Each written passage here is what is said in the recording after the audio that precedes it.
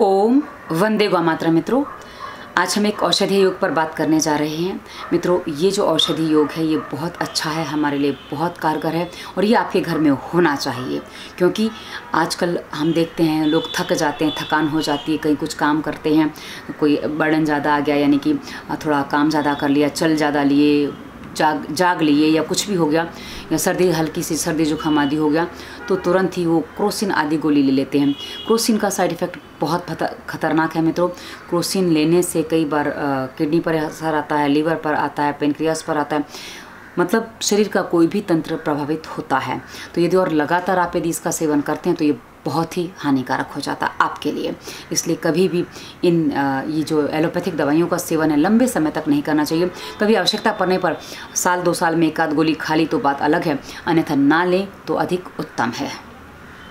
चलिए, अब हम आपको जो बताने जा रहे हैं आपको उसके बारे में स्पष्ट करते हैं। मित्रों, भारत भूमि ऐसी है जहाँ हर पेड़ पौधा एक औषधि है, एक अमूल्य औषधि है। और ऐसी अमूल्य औषधि हमारे यहाँ जिनकी आज बात करने जा रही हूँ, 3 औषधियों के विषय में। एक है नीम, गिलोय और तुलसी। जो तीनों औषधियाँ हैं ये ऐसी हैं कि आपके आसपास मिल जाएंगी, आपके घर में ही मिल जाएंगी। मित्रों, यदि आप बड़े शहरों में रहते हैं तो नीम आसपास आपको पेड़ कहीं ना कहीं मिल जाएगा। वैसे यदि आप तुलसी तो हर घर में होती है, और गिलोय आप अपने घरों में लगा सकते हैं तो बड़े आसानी से मिल जाती है।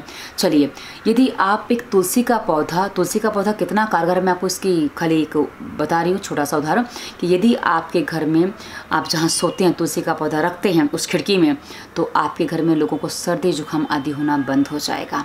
इतनी कारगर है ये तुलसी का पौधा। थोड़ा अच्छा फैला हुआ हो, ऐसा नहीं कि मरियल सा छोटा सा पौधा आपने लगा दिया और उससे काम नहीं हुआ, आप कहें तो नहीं होता ऐसा। तो अच्छा खासा आपका पौधा होना चाहिए, वो आपके घर के सर्दी खांसी जुकाम बुखार को हवा से ही ठीक करता रहेगा। उसके बाद दूसरी बात आती है, तो इसलिए तुलसी हमारे घर में होनी चाहिए। और ये हमारे यहाँ तुलसी पूजन इसीलिए किया जाता है कि ताकि हर कोई अपने घर में रखे, इसलिए तुलसी माता कहते हैं हमारे यहाँ।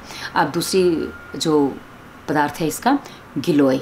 मित्रों, गिलोय का एक नाम अमृता भी है। अमृता का सीधा सा अर्थ होता है जो ना मरे वो अमृता। जो अमृता मरने नहीं देती और साथ ही खुद भी नहीं मरती। ये खुद नहीं मरती और यदि आप इसका सेवन करते हैं तो आपको मरने नहीं देगी। इसका सीधा सा तात्पर्य ये है। और आपको मैं बता दूं गिलोय कैसे उग जाती है, अमृता कैसे उग जाती है। मैं एक बार जब पहली बार गिलोय अपने घर में लाई थी तो ला के थोड़े दिन रखा रह गया, भूल गई। पर मैंने करीब वहाँ भी पता नहीं कितने दिन का टूटा रखा होगा। मैंने उसकी लकड़ी जहाँ मिट्टी में डाली, मैंने डाल के रख दी, देखा काफ़ी समय बीता, अंकुर नहीं फूटा। करीब महीने भर बाद उसमें अंकुर फूटा।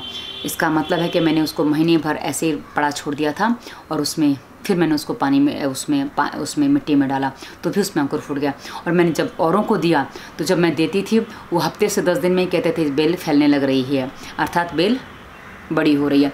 मतलब यदि अमृता को आप तुरंत लगा दें तो तुरंत बढ़ना चालू कर देती है, और यदि समय लगता है तो जितना समय आपने रखा उतना समय उसको फिर गीला होने में भी लगता है। कोई बात नहीं, पर वो मरती नहीं है तो आपको मरने भी नहीं देगी। अमृता का बहुत बड़ा गुण है मित्रों। उसके बाद हम बात करते हैं नीम की। मित्रों, नीम के बारे में भारत में कौन नहीं जानता। नीम ऐसा है कि जो हमारे शरीर की रोग प्रतिकारक क्षमता को बहुत अच्छे से बढ़ाता है। इसलिए और इन तीनों का मिश्रण तैयार कर दिया जाए तो बहुत ही अच्छा गुणकारी हो जाता है। यदि आप कहीं से थके आए हैं, 11 पत्ते तुलसी के ले लीजिए, 11 नीम के ले लीजिए और इतनी सी लकड़ी गिलोय के ले लीजिए। इतनी सी अर्थात 6 इंच बहुत हो गया, 6 इंच की लकड़ी, और इसको पीस थोड़ा कूट लीजिए, उसका काढ़ा बना लीजिए, आप इसको पी लीजिए। आप देखिए सुबह आप एकदम तरोताज़ा होंगे। और यदि आपको सर्दी जुकाम बुखार कुछ हो जाता है तो प्राथमिक अवस्था में आप इसका उपचार करेंगे, बहुत कारगर उपचार होता है मित्रों। दिन में 3 बार इसका सेवन कर लीजिए, ये आपको कारगर रहेगा। हाँ, बच्चा छोटा है तो कम मात्रा में दें, बड़ा है तो अधिक मात्रा में लेना है। और हाँ, दूसरी बात क्या है कि आप जब एक बार सेवन करेंगे तो आपको पता चलेगा कि आपको कितनी मात्रा में इसका सेवन करना है। और काढ़े कभी भी आप 6 घंटे से अधिक बनाकर ना रखें, फ्रिज में कदापि ना रखें। यदि आप फ्रिज में रखते हैं तो इसके उतने लाभ नहीं होते, और बना के रखते हैं तो बासा उतना काम का नहीं होता। इसलिए दिन में 2 बार अवश्य बनाएं तो ये आपको बहुत अच्छा काम देगा। और सामान्य जो सर्दी थकान बुखार जुकाम जो हो जाता है सामान्य स्थिति में, जिसकी अभी आरंभिक शुरुआत है, उसमें ये औषधि कारगर है। इसलिए आप हमेशा इसको घर में रख सकते हैं। और हाँ, यदि आप इसको रेडीमेड लाना चाहें तो पतंजलि की आपको आरोग्यवटी मिल जाएगी। हम वीडियो के टाइटल में नाम हमने दे रखा है, आप उसको देख लेंगे, पढ़ लेंगे तो आपको स्पष्ट हो जाएगा। हम आपको कोई बोतल आदि नहीं दिखाएंगे, क्योंकि पिछली बार टिप्पणी किसी ने की थी कि आप बोतल तो दिखा देते।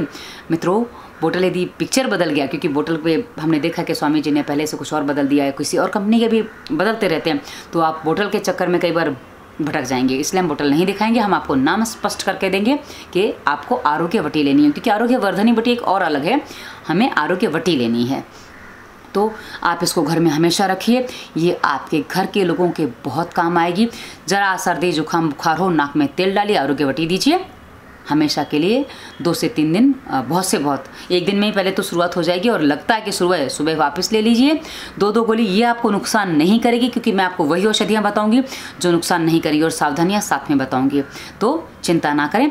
छोटा बच्चा है, 10 साल तक के अंदर का है, तो दिन में 2 गोलियाँ दे सकते हैं, नहीं 5 साल के अंदर तो दिन में 2 गोलियाँ दे सकते हैं, 10 साल के अंदर दिन में 3 गोलियाँ भी दे सकते हैं, और यदि उससे बड़ा है तो दिन में 4 गोलियाँ भी आप दे सकते हैं। 4 से 6 गोलियाँ आप आराम से ले सकते हैं, तो कोई समस्या नहीं है। और जब आप लेंगे तो आपको पता चल जाएगा।